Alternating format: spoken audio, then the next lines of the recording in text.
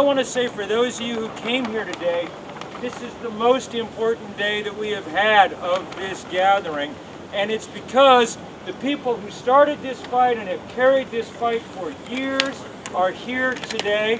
The rest of us are Johnny-come-latelys to this fight. The first person I called when we started talking about this was Tom Goldtooth from the Indigenous Environmental Network, and they have been the absolute bulwarks and stalwarts of this work from the beginning, because for them there is nothing in the least abstract about what we're talking about. For many of us, it's becoming more and more and more real. I know there are people in the crowd here today from my state of Vermont for whom global warming is a lot more real this week than it was last week. Yeah. Today is going to be a meaningful and momentous day because we are joined by a delegation with the Indigenous Environmental Network of Indigenous leaders and organizers from all around the continent. And right now we're really honored to have Deborah Whiteplume from the tar sands oil mine. Wastes our precious sacred water. We have to stand up for Mother Earth. We have to stand up for our sacred water, for our children, our grandchildren, our coming generations. These are our relatives. Mother Earth is our relative. It's with a great honor that I come here today to ask President Obama to stand with us for Mother Earth against Father Greed. I ask him to stand with the human beings, the two-legged, winged, four-legged nations, the standing silent nations. We need water to live, and to say no to the pipeline to coming into this country here, America. When the people came here to America, we have a beautiful land, plenty of water, trees, everything we need to live in a good way on Mother Earth. Now, because of corporations and their power, they're considered human beings. My name is Gitz Crazy Boy. I come from Ground Zero. I come from Ground Zero of the tar sands, Fort McMurray, and Fort Chip. People in my community are dying. I've had a message to all of you today here is tar sands oil is unethical. In order to get tar sands oil, you have to destroy the earth. You have to destroy the earth to get tar sands oil. You have to pollute the waters. You have to chop down massive amounts of forest. You have to interrupt migration patterns. Every single life form is at risk in northern Alberta, and these poisons will only continue to pass on to other nations. We will slowly infect the world right now. We are at a tipping point in America's history for this environmental movement. With the XL pipeline, we can set a standard for everybody else to follow. With enough pressure to that man over there, right, we can change history right now, today.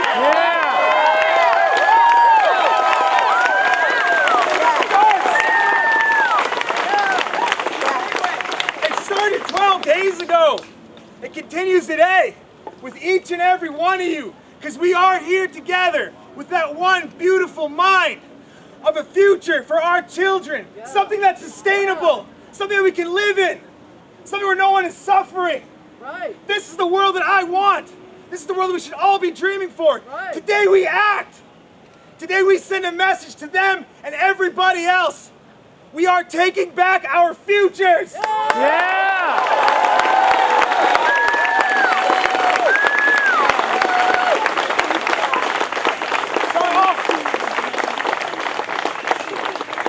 This question to everybody here. Do you have hope? Yes! Do you have hope? Yes! Can you change the future? Yes! Is it environmentally friendly? Yes! My name is Chief Bill Erasmus. I'm from Yellowknife, Northwest Territories in northern Canada. To us, we're downstream. And there's this huge, massive development that has been taking place. What happens is to develop 1 barrel of oil, it takes 4 to 5 barrels of water. Huge amounts of water. Our people in some areas can no longer eat the fish. Our people can no longer drink the water. Water levels are decreasing. Where I'm from, it's never been like that before. When we look out into the lake, which is called Great Slave Lake, there are rocks where there never were rocks before. The water is dropping, and we attribute it directly to this development. He's going to join you today in risking arrest, Senator Paul Penske of Prince George's County. He's a huge climate champion in Maryland. Every scientist tells us we can't rely on fossil fuel, we can't release carbon in the atmosphere, and we have to reduce greenhouse gases. But now we're being told, let's have more fossil fuel. Not only fossil fuel, heavy, dirty fossil fuel. And not only that, when we run it down that 1,700 miles, let's interject some benzene into it. The same benzene that we see when we talk about fracking. What is up and what is down? What is right? What is wrong? We have to move in a forward direction. We need solar. We need wind. We can't go backwards. Relying on fossil fuel is the way of the past. It's the way of death. It's not the way of the future and liberation. They have the resources, not only literally, but they have the money to back up their resources and push their arguments. The oil industry, the auto industry, the road building industry, but we have the message, we have the people, we have the truth, and we have to speak truth to power. Desalinating water in California and in Florida, and yet we're talking about running a pipeline through the Oglala Aquifer, which is the largest fresh water source that we have. It's insane and criminal that they're even thinking about doing something like this through the heartlands of the United States. Criminal!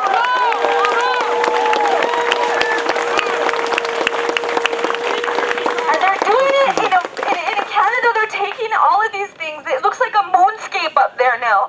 I have a friend that came to North Dakota to visit me, and she couldn't be here today because she has cancer. And she's from Fort McMurray, and she's so sick from her treatments, she couldn't make the trip here today. I'm a cancer survivor. All my friends, everybody I know, I have a friend whose 2 children aren't going to know their mom because she's in the ground, because she had cancer. My mom's friend, 48 years old, cancer. My friend's dad, 50s, brain cancer. This is in communities of 300-400 people. And it's disproportionate impacts right now, but it's going to affect all of us. It is, in fact, affecting all of us. We're talking about using freshwater systems for something so energy intensive and so backwards that it just doesn't make any sense. And if President Obama would just listen to what's in his heart and not to the corporations, Barack, you would know what to do. Your heart tells you.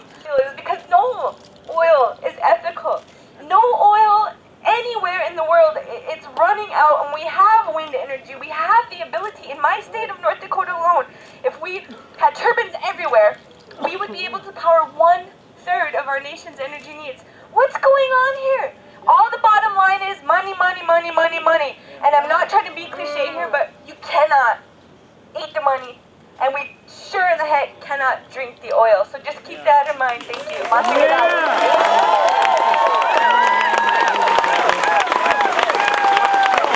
We're about to line up.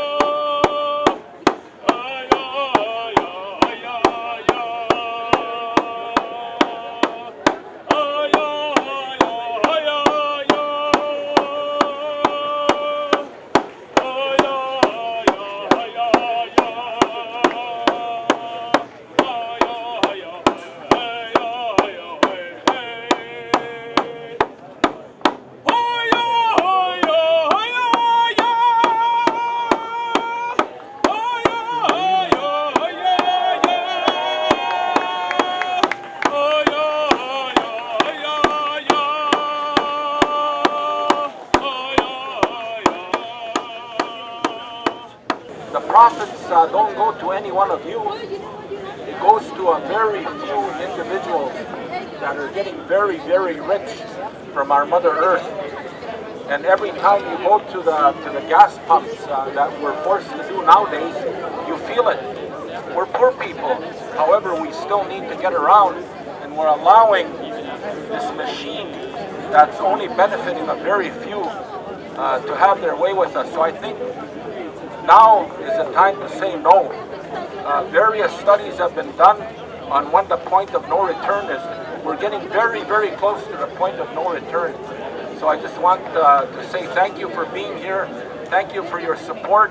And I really want to thank my brothers here that did the ceremony for us this morning to pray for us, all of us, and to give us this guidance.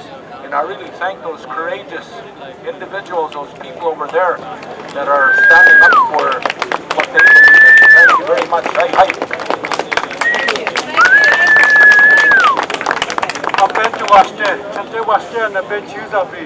Good day. I shake your hands with a glad heart. And my name is William Underbag with Indigenous Nations Network. I'm from the Oglala Lakota Nation, which is from Pine Ridge, South Dakota. The Owe Aku, the traditional Lakota Nation Treaty Council, passed a resolution in opposition to this XL pipeline. First of all, because of the fact that a lot of that land that's coming through is still disputed treaty territories. We still have treaties with the United States federal government, which are still in effect. And many people don't realize that in the United States that these treaties are still in effect. That's one of the reasons we are still on something called federal reservations, which to us are concentration camps. I'm from concentration camp 344, which is Pine Ridge. And because of these peace treaties that we have with the federal government, nation-to-nation status, we ceded a lot of land in exchange for education, health, and welfare. But also what happens when we sign these treaties is that we retain the rights, the mineral rights, the water rights, the inherent rights to live on these lands. And yet those treaty rights are being broken every day. And we did a ceremony this morning called a sacred pipe ceremony, a chanupa ceremony. In other terms, it was called a peace pipe because when we smoked these pipes, we prayed for peace and justice with the federal government, and initially it was with the 7th Cavalry, the people that we fought against. But at this time now, we fight for the United States government. I myself have a nephew that was killed in Iraq in Fallujah in 2007, and he signed up to fight for America, even though America has oppressed us and created genocide, horrific acts of intolerance against us. We still support you as Americans. As Native Americans, we still have cultures, inherent ways of life, sovereign status, languages. When we did our pipe ceremonies this morning, we prayed for Mother Earth. We prayed for the animals. We prayed for the trees. And thank you very much. You say justice, climate! Justice! Climate! Justice! Climate! Justice! The president to stop this climate. And you don't own a car. No, I don't own a car. And you don't ride on any subways. I don't ride on any subway. I oil. live in a frigging cave, so I have a right to ask Obama to stop it. Well, I have a right to say Obama should not stop. Well, you're not going to have any livable climate in about 10 years. I've tried to do that. I'm Yenka Dene from Northern British Columbia, Canada, and we also face a pipeline project, the Enbridge Northern Gateway Pipeline. It's a dual pipeline that would come from the Alberta tar sands and cut across our territories. The tankers will transport oil through the Great Bear Rainforest, which is home to the Great White Spirit Bear, which is a rare type of black bear which is only found in the Great Bear Rainforest. And you want to send oil tankers through it? I don't think so. I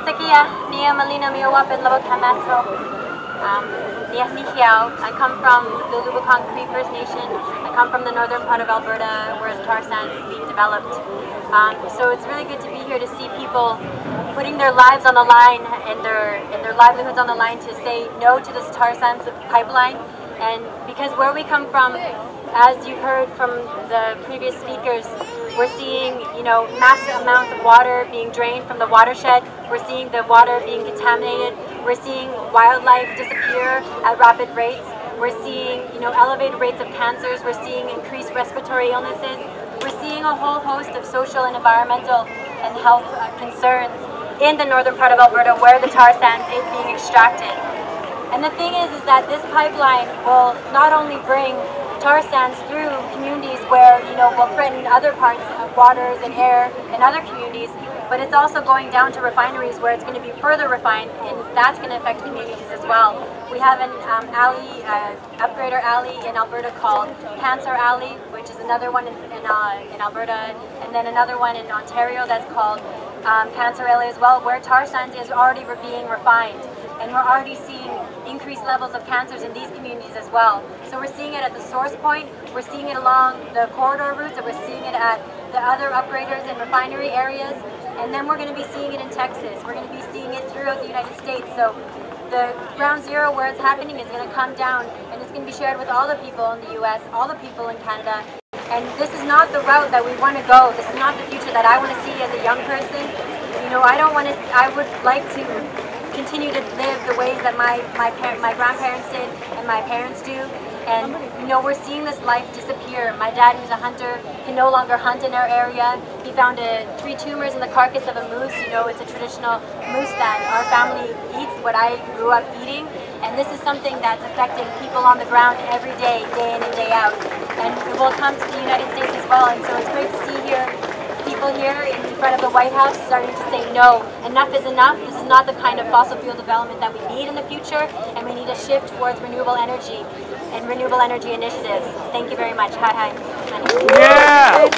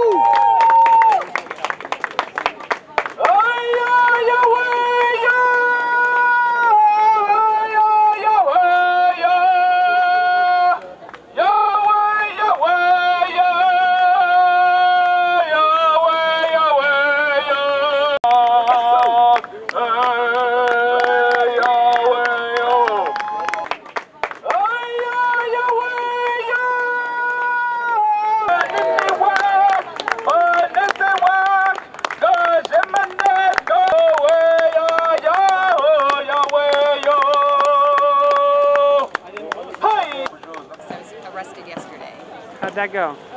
It went smooth. The organizers of this event have been absolutely incredible. This is a beautiful example of peaceful, organized civil disobedience. We bring our message to the heart, spirit, and mind of Obama, help him to say no to the Keystone Pipeline. Oh! 450 people got arrested in front of this White House today. Give it up! We're in this together, and we're not going to stop until we get Obama to say no to the Keystone Pipeline, right? Yeah! Let's give a big thank you to the police for being so good to us. Thank you.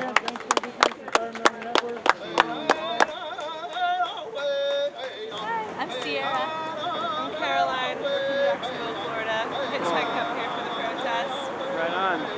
We hope that maybe if we can talk to somebody important enough that will listen, that we can tell them what we've come through to get here and that how strongly we feel about saving our wetlands and this planet, because it's our only home. Yeah. So right on. We'd like to make a difference if we can. Cool. So you're gonna get arrested tomorrow. That's pretty brave. That's the plan. Yeah. Right We on. gotta figure out how we're gonna post and forfeit. It's gonna be $100 each. For the post and forfeit and get arrested. So. Well, some great Samaritan will help you by donating to the Tar Sands Action. And I encourage everybody online who sees it, there's young people who are willing to put their bodies on the line if you'll kick down on some of your extra loot. So feel free to donate here at this number. Crossing screen right now. Right here. Tar Sands. This number. Something. Okay. So, but anyway, off to save the planet. Who loves me, G? Yeah, that's what I'm saying. It's like it. Yes, I. Hare Krishna, Hare Krishna, Hare Krishna. The other thing is the mass media repeatedly does not cover major demonstrations in front of the White House. And they ought to be called to account for that. There are people come from all over the country.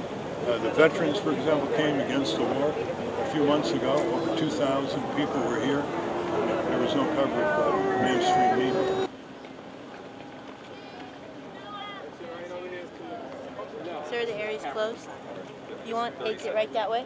Is there a press area? You have press credentials. Where's your press credentials? You have press credentials? Not on me. Okay, you need to exit the area. Get out, fossil fuels, get kicked out, fossil fuels. Get out, fossil fuels, get kicked out, fossil fuels. Get out, fossil fuels, get kicked out, fossil fuels. Get out, fossil fuels, get kicked out, fossil fuels. Get out, fossil fuels. To protect our land, this land that we need to live on, that we love, that is here for us. Mother Earth is here for us. Now is our chance to stand up for Mother Earth against Father Greed. Lila Wopila Ichicha, thank you.